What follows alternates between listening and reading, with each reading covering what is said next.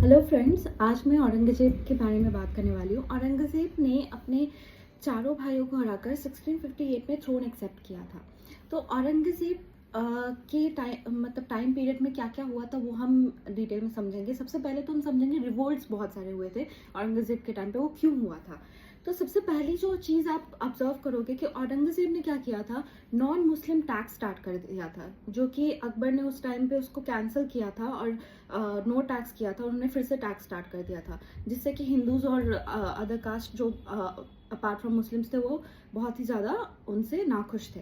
दूसरी चीज़ थी कि उन्होंने एक फार्मर के जो प्रोड्यूस होता है वो पहले 1/3 प्रोड्यूस लिया करते वो, लेकिन उनके टाइम में वो हाफ प्रोड्यूस लेने लगे। तो हाफ प्रोड्यूस लेने से क्या हो गया, फार्मर पे बहुत ज़्यादा इफेक्ट पड़ने लगा, तो उससे फार्मर्स भी बहुत नाराज़ हो गए थे, तो वो रिवोल्ट करते थे उनके खिलाफ। दूसरी चीज़ है कि उनका जो रिलेशन था विद सिक्स, अब उन्होंने क्या किया था, गुरु तेज बहादुर जो कि 9th गुरु थे, उनको असैसिनेट कर दिया था चांदनी चौक में। तो उसके बाद क्या हुआ कि औरंगज़ेब ने की जो रिलेशन थे विद सिक्स वो डिटोरिएट हो गए, क्योंकि तो गुरु गोविंद सिंह बहुत ज़्यादा ही वो हो गए थे, गुस्से में आ गए थे, जिस वजह से उन्होंने खालसा स्टार्ट किया और वो एक पॉलिटिकल पावर्स में अल्टीमेटली थोड़े टाइम के बाद कन्वर्ट हो गया।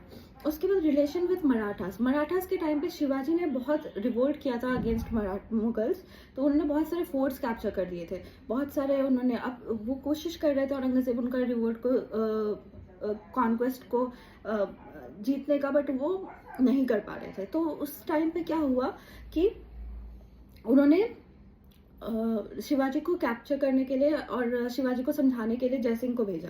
तो जयसिंह के टाइम पे उन्होंने पुरंदर का ट्रीटी साइन किया, बट उस टाइम पे जयसिंह ने क्या किया, उसे इनवाइट किया शिवाजी को कि वो कोर्ट पे आए।